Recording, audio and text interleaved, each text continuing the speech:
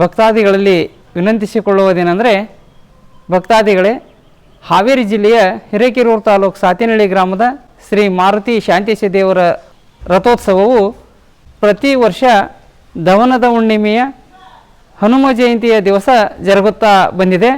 ಅದೇ ರೀತಿಯಾಗಿ ಈ ವರ್ಷವೂ ಕೂಡ ದಿನಾಂಕ 11/4/2025 ಶುಕ್ರವಾರ ದಿವಸ ದೇವರಿಗೆ ಕಂಕಣ ಕಟ್ಟುವುದು ಹಾಗೂ ಮುಂಜಾನೆ 10 ಗಂಟೆಗೆ ಸಣ್ಣ ರಥೋತ್ಸವ ಎಳಿತಕ್ಕಂಥ ಕಾರ್ಯಕ್ರಮ ನಡೆಯುತ್ತೆ.